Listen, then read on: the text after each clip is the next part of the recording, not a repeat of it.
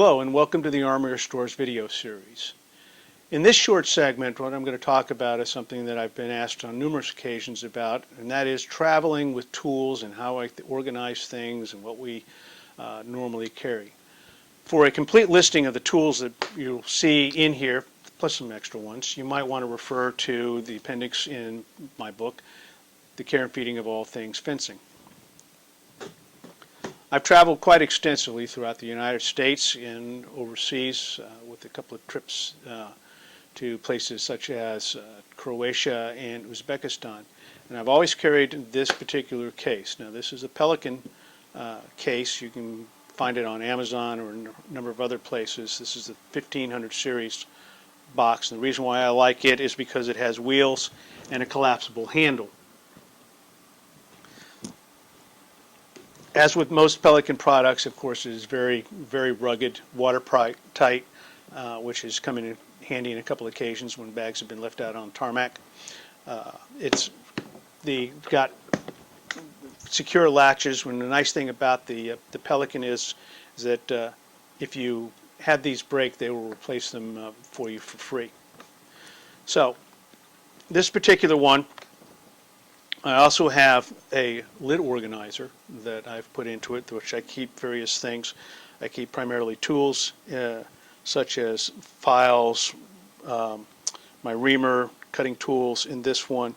This one has normally my wire ties, also nippers, needle nose pliers, and some sewing items in there. In this one I have my bending chains. I also have my extra spaghetti wires for rewiring, and some extra wire, a spark plug socket if you've watched the segment on foils and whatnot for foil pommels. That's a 3/4 inch spark plug socket that works very well for tightening pommels.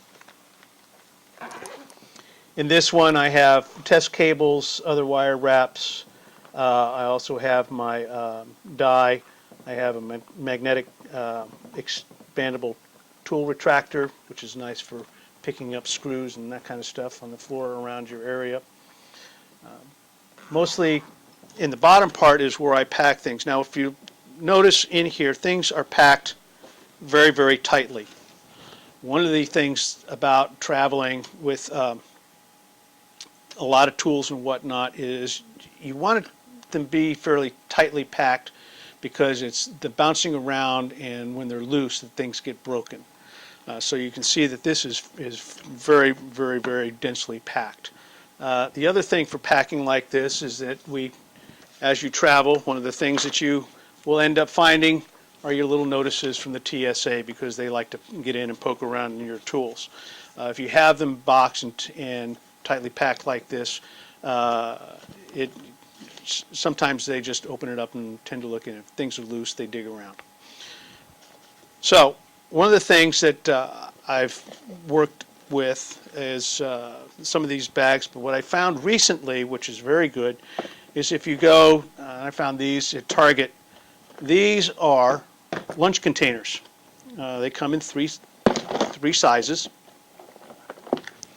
as you can see, and they stack in very, very nicely inside of the toolbox. It also leaves little nooks and crannies to put things in.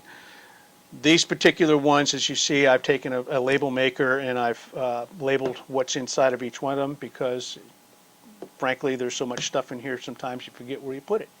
It also makes it easier to identify when you're looking for specific things. One of the other things I've done is I've got a small container here for my ohm meter that actually you can get these at Staples. I carry extra batteries in a battery container. This one, again, and this is part of the problem with some of these containers, that over a time the plastic ages and gets brittle, so banging them around tends to, this one will probably end up going into another container such as this in the future. Other things that, as you can see, little bags for things like my first aid stuff, my marking pens, and of course my tool belt stuff. And as you dig deeper, you get all the rest of your tools. Now these are all pretty loose. I'm still working on a way to effectively package those. But again, they tend to fit into the small nooks and crannies that are left with the other items. And as we work our way down through, of course, my test box, which I put these handles on here for two reasons. Number one, to protect the meter and whatnot, but also to get some standoff room. I've taken the cap of this is actually a container for cutoff wheels, for Dremel cutoff wheels, that I put over top of my switch, because in the past I've had things land on top of it and punch it through. So that fits over very nicely to protect it. And finally, for my all my parts and whatnot, I found this particular organizer. As you can see, it's a clear system. Unfortunately, it's a plastic, but it's survived at least one trip fairly intact with a few breaks and whatnot. But this is you'll find this at either Michael's or a hobby store that where you do beading. So this is a container that holds beading, and as you can see, it holds just pretty much everything that I need in terms of spare parts. I do have a couple of other boxes that I slip in. These are both from Leon Paul. One holds all my wires for rewiring, and the other one holds all some unique parts for Leon Paul weapons and other items. So these have held up very, very well over the years. These are probably about 5 or 6 years old right now.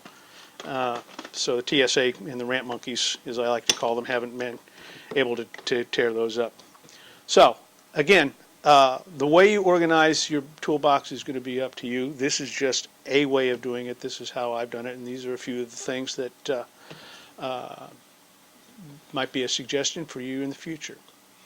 Thank you for watching, and please visit our website at www.thearmorerstore.com. Thank you.